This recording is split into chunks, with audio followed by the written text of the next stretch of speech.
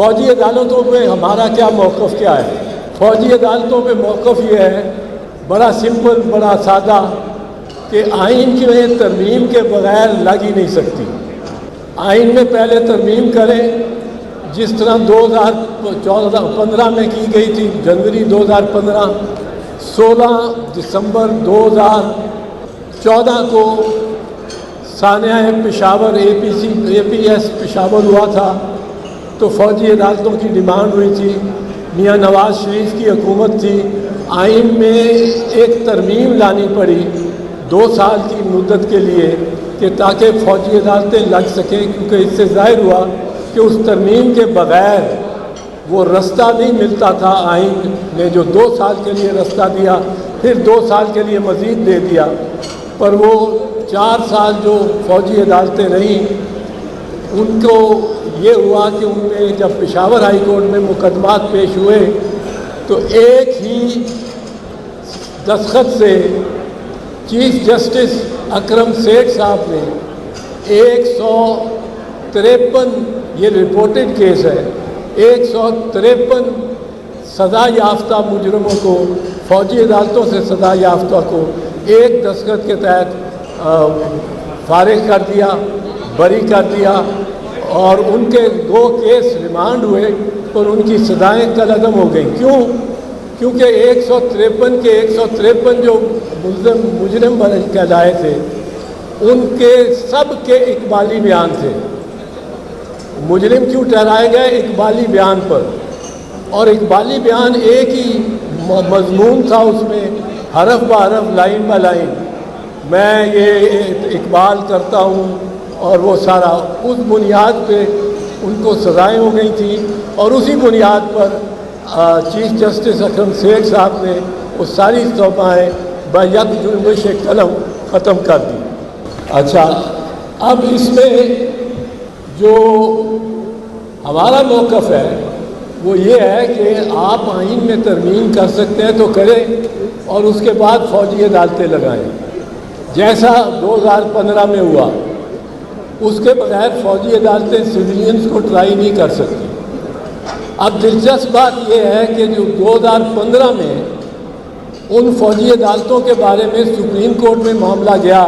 تو قاضی فیض عیسیٰ صاحب، جسٹس قاضی فیض عیسیٰ صاحب نے یہ فیصلہ دیا ہمارے موقف سے بھی بڑھ کے کہ آئین کے تحت ایسی ترمیم بھی نہیں کی جا سکتی آئین میں جو فوجی عدالتوں کے لیے گنجائش بنائے۔ آئین کی ترمیم کر دینے کے بعد بھی فوجی عدالتیں آئینی اعتبار سے ان کو تشکیل نہیں دی جا سکتی۔ اور اس کی ایک میں چھوٹی سی لیکن واضح سی مثال دے دوں، پھر میں فوجی عدالتوں سے آگے جاؤں گا۔ صرف ایک مثال دے دوں، عدالت کے لیے ہمارے 20 سپریم کورٹ کے فیصلے ہیں، سب سے ضروری جو اہم عنصر عدالت میں ہونا چاہیے وہ یہ ہے کہ عدالت آزاد ہو۔ وہ جو شخص اس عدالت میں پریزائڈ کر رہا ہے وہ آزاد ہو، اس کا کوئی سٹیک نہ ہو، اس کو نفع نقصان کا خطرہ نہ ہو، اب اس کو کوئی ٹرانسفر نہ کر سکتا ہو، کوئی تعدیبی کارروائی اس کے خلاف نہ کر سکتا ہو ماسوائے ہائی کورٹ کے ماتحت ہو۔ اب اگر فوجی عدالت میں آپ دیکھیں گے تو کرنل صاحب بیٹھے ہوں گے، کرنل صاحب کو جو حکم آئے گا اوپر سے ان کا تو تربیت ہی ایسی ہے کہ انہوں نے اس حکم کو ماننا ہے، ان کی تو تربیت ہی ایسی ہے، سو وہ انڈیپینڈنٹ ہو ہی نہیں سکتے۔ By definition therefore a military court is not a court, because the officer in the court is presiding in the court is under the discipline not of the High Court. He may be transferred tomorrow from Lahore, where he is presiding over a military court, to Bawal Nagar or to Thatha, wherever there is a unit of the Pakistan Army. He can be transferred as a kind of punishment or a rap on the knuckles, تاکہ دوسرا اس کا جو اس کے بعد آنے والا ہو وہ سمجھ جائے کہ بات بڑے صاحب کی ماننی پڑے گی، ورنہ میرا بھی تبادلہ کہیں بلوچستان میں ہو جائے گا۔ تو وہ انڈیپینڈنس کا اس میں عنصر ہی نہیں ہے بائی ڈیفینیشن۔ دوسری بات جو اس وقت ہو رہی ہے، بلا کا یہ ظلم ہے کہ عدالتوں کو عدالتیں رہا کرتی ہیں ایک قیدی کو، وہ باہر نکلتا ہے اور اس کو پکڑ کے پھر اندر ڈال دیتے ہیں۔ 13 مرتبہ شہریار خان آفریدی رہا ہوا ہے اور 14 مرتبہ وہ گرفتار ہوا ہے، اور اس طرح کے دیگر اتنے نام ہیں کہ میں نے لینا شروع کروں تو میری بات میں جتنا وقت لینا چاہتا ہوں آپ کا وہ ختم ہو جائے گا، لیکن نام نہیں ختم ہوں گے۔ یہ ایک بالکل گھناؤنا مذاق ہے آئین کے ساتھ، لیکن صرف آئین کے ساتھ نہیں، یہ لگتا ہے، محسوس ہوتا ہے کہ کچھ فیصلہ ہو چکا ہے کہ عدالتوں کو بے توقیر کرنا ہے، بے وقار کرنا ہے۔ جج کہتا ہے اس کو آپ نے کوئی گرفتار نہیں کرنا، کسی اور ایجنسی نے بھی نہیں گرفتار کرنا، کسی نے اس کو پاس نہیں جانا، اور اگر آپ نے گرفتار کرنا ہے تو پہلے ہمارے پاس آئیں گے، ہمیں دکھائیں گے FIR، اور ہم وہ نکلتا نہیں، وہ دہلیز سے پاؤں باہر رکھتا نہیں پرویز الہی کے ایک اور کیس میں، اس کو پکڑ کے لے جاتے ہیں۔ تو عدالتوں کو بے توقیر کرنے کا، بے وقار کرنے کا یہ ایک عمل ہے جس میں سمجھتا ہوں کہ جس قدر مواقع سابق چیف جسٹس صاحب عمر عطا بندیال صاحب کو ملے، انہوں نے ان سے کچھ حاصل نہیں کیا، ورنہ جس طرح یہ مجمع لے کے، جلوس لے کے، کنٹینر لے کے سپریم کورٹ کے باہر کھڑے ہو کر، اور جس طرح انہوں نے نعرے لگائے، اور اپنی گورنمنٹ تھی ان کی اپنی گورنمنٹ تھی، اس میں ہی نعرے لگائے، اور ان کو باقاعدہ، میں وہ الفاظ نہیں لینا چاہتا، وہ نیٹ پہ ہیں، ویڈیو ریکارڈڈ ہے،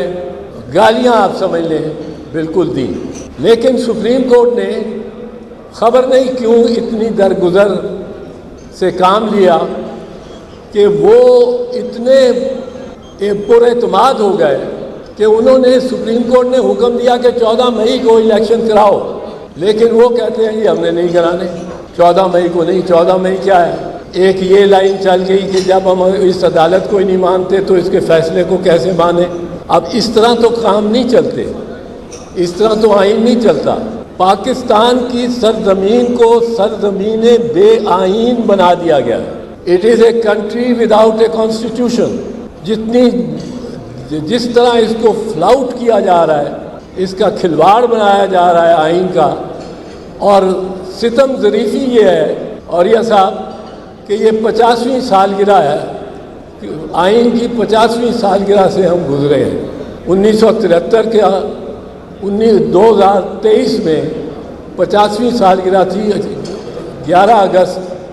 اور 14 اگست، ایک دن پاس ہوئی، دوسرے دن یہ دوسری تاریخ پہ دستخط ہوئے، اور اس آئین کی 50ویں سالگرہ پہ ہم نے اس کو چیتھڑے کر دیا۔ اب ایک دو باتیں مجھے یہاں دوستوں نے کہا ہے کہ آپ ذرا بتا دیں، وہ میں بتانا چاہتا ہوں۔ یہ جو 2-3 مقدمات ہیں قیدی نمبر 804 پہ،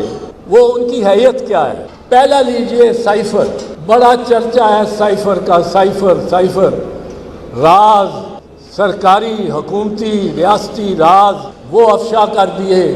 اور وہ پتہ نہیں جس طرح نیوکلیئر سیکرٹس نہیں کسی نے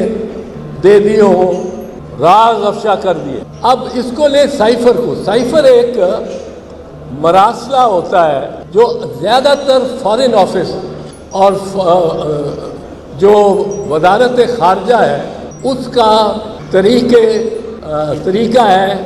کمیونیکیشن کا، اس میں کوڈ آ جاتا ہے، ہر 3 مہینے بعد وہ کوڈ بدلتے ہیں۔ اگر تو بہت ہی سیکرٹ ہو تو انسٹرکشن یہ ہیں فارن آفس کی، SOPs یہ ہیں کہ ان کو آپ وہ خط اپنے ہاتھ سے لکھ کے کسی سے شیئر نہ کریں، وہ سائفر کا کوڈ سامنے رکھیں، اور اگر جی کی جگہ لیٹ سے ایل آنا ہے یا ایم کی جگہ ٹی آنا ہے، یا شمشاد صاحب بہت بہتر بتا سکیں گے، اگر تو انہوں نے فار انسٹنس شمشاد صاحب کو کوئی چین کا صدر بلا کے کوئی خاص بات کہتا ہے کان میں اور انہوں نے پہنچانی ہے تو یہ اپنے ہاتھ سے لکھیں گے، مشین سے ٹائپ بھی نہیں ہوگا، بیچ میں وہ ٹائپسٹ بھی نہیں آئے گا، اسٹینو بھی نہیں آئے گا۔ اب یہ ویسا سائفر نہیں تھا، اس میں کوئی ایسی سینسٹیو بات اس طرح نہیں تھی، اس میں یہ تھا کہ ڈونلڈ لو ایک بڑا سفارتکار امریکہ کا سینئر سفارتکار، اس نے پیغام دیا وزیر اعظم کو یا اپوزیشن کو کہ اگر آپ تو اس کو پرائم منسٹر کو ہٹا دیتے ہیں تو ہم آپ کے ساتھ ہم آپ کے گناہ معاف کر دیں گے، لیکن اگر نہیں ہٹاتے تو پھر ہمارے ساتھ سے کوئی توقع نہ رکھیے گا۔ اب یہ بات یا تو ہم نے کہا ہو کہ یہ من گھڑت ہے، یہ من گھڑت ہے، من گھڑت نہیں ہے، یہ سائفر کی تصدیق کی ہے نیشنل سیکیورٹی کمیٹی نے، جس کی ایک دفعہ اس کی صدارت قیدی نمبر 804 نے کی ہے اور دوسری دفعہ صدارت اس کی جناب محترم شہباز شریف صاحب نے بطور وزیر اعظم کی ہے۔ دونوں دفعہ سائفر کو درست تسلیم کیا گیا ہے، دونوں دفعہ یہ ہدایت کی گئی ہے فارن آفس کو کہ امریکہ کو سے احتجاج کرو، یعنی ڈی مارش ان کو کرو۔ اب اگر یہ سائفر، اس کا مطلب ہے جو سائفر میں پیغام ہے اور جو مندرجات ہیں سائفر کے وہ درست ہیں۔ اگر وہ درست ہے تو یہ میں پہلے بھی کہہ چکا ہوں ٹیلی ویژن پہ کہ ہمارا کیا اخلاق ہے، اس کے بعد ہمارا کیا رد عمل ہے جب ہمیں یہ پیغام ملتا ہے کہ اپنے وزیر اعظم کو ہٹا دو، نو کانفیڈنس موشن پاس کرو اور ہٹا دو، اور ورنہ ہم اچھے سلوک نہیں آپ سے کریں گے، اچھا سلوک۔ اب ہم ہٹا دیتے ہیں۔ ہماری غلامانہ ذہنیت دیکھیے کہ ہم کہتے ہیں مہاراج آپ دیکھ لیں، آپ اس سے قیدی نمبر 804 سے آپ نالاں تھے، اس سے آپ کو شکوے تھے، اس نے آپ کی بات نہیں مانی تھی۔ مہاراج ہم نے اس کو ہٹایا ہی نہیں، صرف ہم نے اس کو پنجرے میں بند کر دیا ہے، ہم نے اس پہ کیمرے لگا دیے ہیں، ہم نے اس کو اس کی بیت الخلاء اور اس کے بستر کے درمیان کوئی اسپیس ہی نہیں چھوڑی۔ آپ نے تو کہا تھا کہ ایک تھپڑ مارو اس کو، ہم اس کا سر قلم کر کے لے آئے۔ اب بلوچ صاحب اس سے کیا پاکستان کی کوئی عزت بڑھتی ہے؟ کیس میں بھی کچھ نہیں، اس کی ایک آخری بات بتا دوں، اس کی وجہ یہ ہے آئین کے تحت ڈی کلاسیفیکیشن کرنے کی جو سینسٹیو انفارمیشن ہے کہ ایک ہی اتھارٹی ہے۔ کون یہ فیصلہ کر سکتا ہے کہ یہ میرے ہاتھ میں جو سائفر ہے یہ میں ساری قوم کو دکھا دوں یا صرف 5-6 وزیروں کو دکھاؤں، ان سے مشورہ کروں؟ کون یہ فیصلہ کرنے والا ہے؟ اگر آپ حلف نامے دیکھیں آئین کے تحت جو حلف نامے ہیں وزیر اعظم کا اور وزرائے وفاقی وزراء کا، تو وہ سول اتھارٹی وزیر اعظم پاکستان کی ہے۔ اب جو شخص یہ اتھارٹی ایکسرسائز کر سکتا ہے، جو حبیب صاحب یہ اتھارٹی ایکسرسائز کر سکتا ہے کہ میں اس کو، یہ ایک بڑا تھریٹ آ گئی ہے ایک سپر طاقت سے، میں اپنی قوم کو اعتماد میں لوں، وہ آ جا کے سائفر بند، سائفر کیا وہ پڑھ دیتا سارا سائفر بھی قیدی نمبر 804، تو اس پہ جرم نہیں بنتا تھا، سرے سے بنتا ہی نہیں، سرے سے بنتا ہی نہیں، بیکاز اس کی اتھارٹی ہے اور اس کے اوتھ میں اس نے اوتھ ہی یہ لیا ہوا ہے کہ میں کوئی ایسے معاملات جو میری اطلاع میں آئیں گے اور وہ جو حساس ہوں گے ان کو افشا نہیں کروں گا، ما سوائے جب میں سمجھوں کہ ضروری ہے۔ اب اس میں وہ اگر ضروری سمجھتا ہے تو بات ختم ہو گئی۔ دوسری بات توشہ خانہ، توشہ خانہ کے بارے میں یہاں وکلا بھی بیٹھے ہوئے ہیں، میں آپ کو عرض کروں گا، توشہ خانہ کے جو الزام ہے اس پہ ایک بڑی سمپل، بڑی سادہ سی بات ہے۔ ایک ڈیفنس ہوتا ہے جو کہ سرکاری محکموں میں اگر آپ پہ الزام کوئی لگ جائے، فوجداری کوئی کسی قسم کا، آپ نے فائل پھاڑ دی ہے، آپ نے فائل شیڈر میں ڈال دی ہے، آپ کے ساتھ آپ نے کسی سے رشوت لے لی ہے، تو ایک ڈیفنس ہوتا ہے۔ رشوت میں تو نہیں لگے گا یہ ڈیفنس، میں پہلے کہہ دوں، پر ایک آپ نے یہ غلط فیصلہ کیا ہے، آپ نے چونکہ غلط بنیاد رکھی ہے فیصلے کی، اس لیے جو عمارت جتنی بھی تا ثریا بھی لے جائیں تو وہ کج ہوگی، وہ ٹیڑھی ہوگی۔ تو آپ سیکشن افسر صاحب یا آپ ڈپٹی سیکرٹری صاحب یا آپ سیکرٹری صاحب، آپ سے یہ شروع ہوئی ہے یہ ٹیڑھی عمارت اور سارا پیسہ لگ گیا ریاست کا اور آپ نے ٹیڑھی بنائی۔ اس کا ایک ڈیفینس ہوتا ہے، وہ ہوتا ہے ڈپارٹمنٹل پریکٹس۔ اگر میں ثابت کر سکوں کہ میرے پہ الزام جو لگ رہا ہے یہ تو ڈپارٹمنٹل پریکٹس ہے، ڈپارٹمنٹ جو ہے اب محترمہ شہید بے نظیر بھٹو پہ 1990 میں جب ہماری حکومت فارغ ہوئی تو ان پہ سات ریفرنسز فائل کی گئی فوجداری۔ ان میں ایک تھی کہ سیکریٹ فنڈ، خفیہ فنڈ جو ہے ریاست کا، اس کو وہ استعمال کرتی رہی ایسے مقاصد کے لیے جو مقاصد خفیہ فنڈ کے لیے نہیں تھے۔ اب خفیہ فنڈ کے اس وقت کوئی رولز نہیں تھے، بعد میں بنائے ہیں، پر اس وقت کوئی رولز نہیں تھے۔ یہ میں بات کر رہا ہوں 1990 سے لے کے 1993 تک ٹرائل چلتا رہا۔ میں وکیل تھا، میں نے ڈپارٹمنٹل پریکٹس کا ڈیفینس لیا، وہ جسٹس راشد عزیز خان نے مان لیا یہ لے سکتے ہیں۔ ریکارڈ توشہ سیکریٹ فنڈز کا ریکارڈ کہ کس کس کو پیسے گئے ہوئے ہیں اور کس کس کے حکم پہ گئے ہیں اور کیا کیا اس پہ ڈاکومنٹیشن دستاویزی کارروائی کیا ہوئی ہے، اس کے بہت سی مثالیں نکلی۔ اور وہ بوریوں میں کاغذ لے کے آتے تھے اور میں اور میرے معاون وکیل ہم اس وقت ماسک پہن کے ان فائلوں کو دیکھتے تھے، کیونکہ وہ ایسی پھپھوندی سی ان میں سے نکلتی تھی کہ وہ زکام لگ جاتا تھا۔ اب اس میں ہم نے سینکڑوں کیا ہزاروں دیکھے انٹریز۔ ضیاء الحق گولف کھیل رہے ہیں کوئٹہ میں، اور کوئٹہ میں کیڈی کی فی ہوتی ہے 50 روپے یا 100 روپیہ، بڑی کوئی عنایت کرے تو 100 روپیہ دے دیا کیڈی نے، جس نے بستہ اٹھا کے ساتھ ساتھ آپ کے چلتا ہے۔ ضیاء الحق کے حکم میں کوئی ضیاء الحق کے دستخط نہیں، کوئی کچھ نہیں، 50,000 دے دیا گیا کیڈی کو۔ اتنے خوش ہوئے ضیاء صاحب اپنی گیم پہ۔ پیر پگاڑا صاحب کے ٹکٹ، لندن سے آنے جانے کے، ہوٹلوں میں رہائش، یہ سب اور بہت سے اور۔ تو ہم نے کہا یہ ڈپارٹمنٹل پریکٹس ہے۔ اب اگر آپ ڈپارٹمنٹل پریکٹس توشہ خانہ میں دیکھیں گے تو شوکت عزیز کا عہد بھی دیکھنا پڑے گا، ظفر اللہ جمالی کا عہد بھی دیکھنا پڑے گا، الغرض کے اور بھی بہت سارے عہد دیکھنے پڑیں گے، آپ سمجھ ہی گئے۔ تو ان میں کیا کس طرح کیا قیدی نمبر 804 نے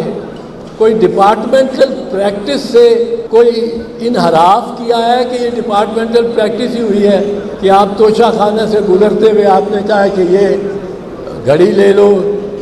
ملٹری سیکرٹری کو کہا ہے، اور یہ قلم لے لو، اور انہوں نے ساری کارروائی پھر ملٹری سیکرٹری نے کی ہے۔ اور میرے علم میں ہے کہ قیدی نمبر 804 نے اپنے سابق ملٹری سیکرٹری کو عدالتی گواہ بلانے کی درخواست دے رکھی ہے، کورٹ وٹنس، کیونکہ خود تو نہیں بلا سکتے، اب وہ میجر جنرل ہو گئے تب بریگیڈیئر سے، تاکہ وہ بتائیں کہ کس انداز سے یہ چیزیں لی جاتی تھیں اور بیچنے پہ۔ تو محترمہ مریم نواز، انہوں نے BMW کار لی بھی اور بیچ بھی دی۔ تیسرا مختصراً کیس ہے 192 ملین پاؤنڈ، مختصراً عرض کروں 192 ملین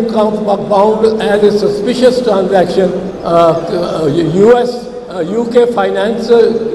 فائنینشل کرائمز کمیٹی نے اس کو دیکھا، وہ ملک ریاض کے نام سے تھا، لیکن اس میں حسین نواز کے بھی کوئی 43 ملین پاؤنڈ جو ایک پراپرٹی تھی ہائیڈ پارک 1 سے متعلق تھا۔ اس کے بعد وہ کلیئر کر دیا کرائم ایجنسی نے، جس میں آپ کو یاد ہوگا کہ شہباز شریف صاحب نے بڑا الحمدللہ الحمدللہ الحمدللہ کہا، بڑا چرچا کیا کہ ہم بری ہو گئے۔ وہ پیسہ اس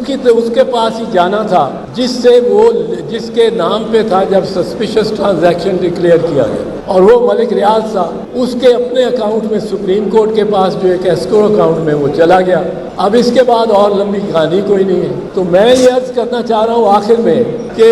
یہ جو میں نے باتیں کی ہیں، میں یہ صرف چاہتا ہوں کہ آپ بھی اور دوسرے لوگ بھی یہ ان جو الزامات ہیں ان کو دیکھیں اور یہ آپ سرکولیٹ کریں۔ رہی بات وکلاء اور عدالتوں کی، وکلاء اپنا لوہا پہلے بھی منوا چکے ہیں اور انشاءاللہ آئندہ بھی منوائیں گے، کیونکہ وکلاء ہمہ وقت آئین کے ساتھ اور قانون کے ساتھ اور ان سب سیاسی کارکنوں کے ساتھ وہ کسی بھی جماعت سے تعلق رکھتے ہوں جو ریاستی جبر اور ریاستی انتقامی کارروائیوں کے نشانہ بن رہے ہیں۔ اور وکلاء اس مرتبہ بھی اگر سابق چیف جسٹس عمر عطا بندیال صاحب نے ایک فیصلہ کر ہی دیا ہوتا، میں نے ان کو بعد میں کہا ایک فیصلہ آپ کرتے تو 10ویں پیڑھی جو آپ کی 10ویں پیڑھی جو ہوتی اس نے آپ کو یہ موقع دی، یہ تقدیر نے موقع دیا تھا کہ آپ کی 10ویں پیڑھی کہتی اسی بندیالی ہوں تے ساڈا وڈکا عمر سی۔